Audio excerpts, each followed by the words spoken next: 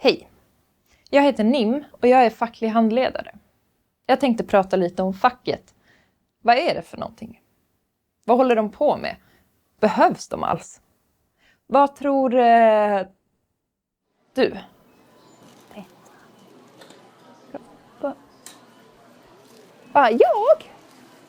Jag? Jo, men facket, det har ju varit bra. De har varit viktiga. Men det var ju förut, när det var fattigt och jävligt här i Sverige och lönerna, de var låga. Folk, de kunde inte bo någonstans och maten, den var svindyr. På den tiden då behövde man ju verkligen facket, men jag vet inte. Idag är det väl inte lika viktigt, eller? Jag vet inte, det är så svårt att hänga med. Det där, många tycker ju så, att facket var viktiga förr i tiden. Att han inte riktigt vet vad vi ska ha facket till idag. Att vi lever i en annan tid nu. Så är det ju. Men jag tänker, hur ser det ut i världen egentligen? Har allting förändrats med tiden överallt? Behövs inte facket något mer överhuvudtaget?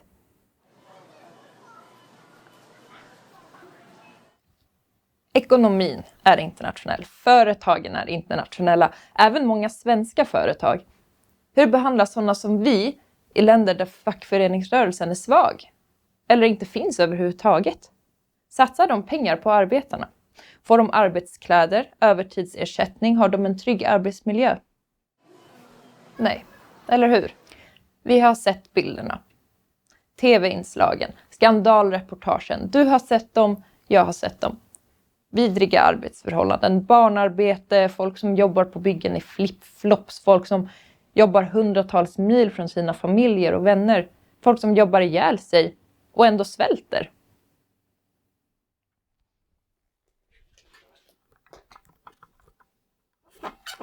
Indien, Belarus, Ecuador, Turkiet, Made in Bangladesh, Made in China, Made in Taiwan och så vidare. Och så vidare. Ja, så är det ju. Ja, det är ju för jävligt. Men det skulle ju aldrig hända här. Sverige är inget u-land. Nej, Sverige är ju inget u-land. Inte längre. Men jag tänker så här, vad är skillnaden egentligen mellan arbetarna i de länderna där det är för jävligt och arbetarna här i Sverige? Vad är det egentligen som hindrar företagen i Sverige från att behandla oss som man blir behandlad i Belarus eller Egypten? Just det, facken. Att facken under lång tid byggt upp inställningen bland arbetare och de allra flesta företag att det är viktigt att vi är trygga på jobbet. Att vi ska ha drägliga arbetsvillkor. Att vi ska ha semester och försäkringar. Men innan facket tog tag i svensk arbetsmarknad så var det faktiskt så illa som det fortfarande är i många andra länder. Hur tog vi tag i det här då? Vi började prata med varandra. Vi blev arga tillsammans. Vi tröttnade på att ha det dåligt tillsammans. Vi organiserade oss. Och vi kom på att vi kan möta dem med makt tillsammans istället för ensamma. Om du och jag också och du där borta, om vi alla som är här, om vi vägrar jobba för lägre lön eller sämre villkor än vad vi gemensamt kommit överens om, måste de då inte gå med på våra krav? Ja, det måste de ju verkligen göra. Ja. Om vi bestämmer det här gemensamt och vi inte viker oss, om vi vägrar jobba, om de inte går med på våra krav, måste de då inte lyssna? Ja, de måste lyssna. Det är verkligen sant, de måste lyssna. Så många som vi är här, hur skulle de inte kunna lyssna på oss? Ja, exakt! Och då måste vi hålla ihop. Ja. Då får ingen vika ner sig. Nej, ingen. Och det måste vi lova varandra. Ja, för fan, det lovar vi. Vi måste lova varandra det här. Så här gjorde vi. Vi pratade ihop oss och bestämde ett pris på vårt arbete. Och att ingen skulle sälja sitt arbete för mindre pengar än vi kommit överens om. Det lovade vi varandra. Det är det fackliga löftet. Vi lovar och försäkrar att aldrig någonsin under några omständigheter arbeta på sämre villkor eller till lägre lön än det vi nu lovat varandra. Vi lovar varandra detta i den djupa insikten om att om vi alla håller detta löfte så måste arbetsgivaren uppfylla våra krav. Det är det som är fackföreningsrörelsen. Det är vi som är fackföreningsrörelsen. Vi vill ha så bra lön och så bra villkor som möjligt. Vi säljer vår arbetsfred för att få det. Det är styrkan i vårt kollektiv, vår gemenskap och organisering som möjliggör detta på arbetsmarknaden.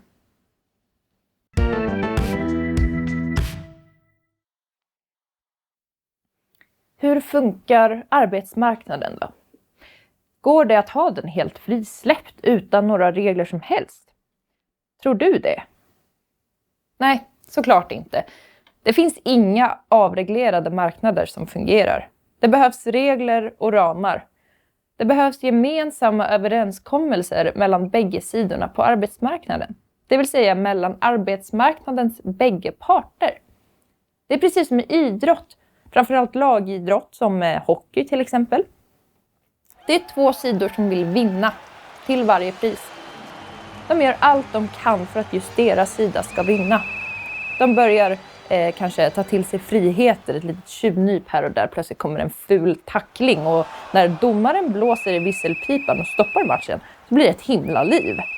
Då kacklar hela laget som en hönsgård och man gestikulerar att men det var ju inte meningen och man tänkte sig inte för och man såg det inte komma. Det var i stundens hetta och så vidare och så vidare. Ja, nere på planen i stunden så kan det ju bli tokigt. Det fattar ju vem som helst. Men då är det väl tur att det finns en eller flera domare där som ser till att det blir så rättvist som möjligt. Att reglerna följs, eller hur? Vad händer på läktaren då? Det är två sidor med supportrar som vill att deras lag ska vinna. De vill det så mycket att de nästan blir som förbytta när de kommer in i en matchsituation. Man börjar bröla och bråka när domaren blåser i pipan. Man skriker vad som helst till den andra sidan och till domaren. Man börjar slåss, man börjar skrika, beter sig som neandertalare. Allt sunt förnuft, vett och sans försvinner bara för att man vill att ens eget lag ska vinna. Såklart är det inte så här på alla hockeymatcher, men du förstår hur jag menar, eller hur? Skulle det ens gå att genomföra en hockeymatch om det inte fanns regler? Om det inte fanns domare som kontrollerade reglerna och som har möjlighet att vidta sanktioner mot de som bryter mot reglerna? Arbetsmarknaden är en dragkamp. Det behövs tydliga regler som jämnar ut oddsen. Det behövs kontroll, att reglerna följs och konsekvenser för de som bryter mot reglerna. Regelverket på arbetsmarknaden är kollektivavtalen som parterna har förhandlat fram gemensamt. Det är parterna som ska kontrollera att kollektivavtalen följs. Parterna är den gemensamma domaren. Bryter man mot kollektivavtalen ska det bli konsekvenser. Det ska vidta sanktioner mot de som fuskar. Följer man reglerna, då händer ingenting. Men fuskar man och bryter mot reglerna så ska det få konsekvenser. Det är det här vi kallar för den svenska modellen. Det tycker alla är toppenbra. Den bygger just på den här principen att det är parterna på arbetsmarknaden som ska övervaka, reglera och kontrollera. Men vilka är de då, de här parterna? Jo, men det är ju de anställdas organisationer, det vill säga facken och arbetsgivarnas organisationer. Bägge sidorna ska hedra kollektivavtalen och den svenska modellen.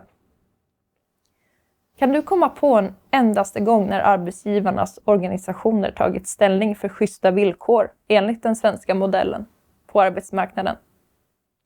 När har arbetsgivarnas organisationer stått sida vid sida med facken och krävt att till exempel en restaurang ska teckna kollektivavtal?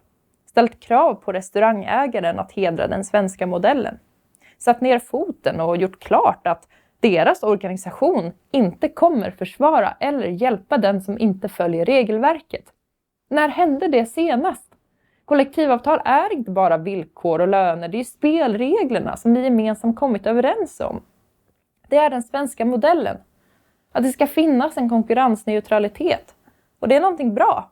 Det är någonting som arbetsgivarnas organisationer älskar. Vad gör arbetsgivarorganisationerna mot exempelvis de byggföretag som kommer hit från andra länder och konkurrerar ut svenska byggnadsarbetare? Det viktigaste är såklart inte varifrån arbetskraften kommer. Alla är ju välkomna hit, oavsett om man är från Kina eller Kinnekulle, Polen eller Bålsta.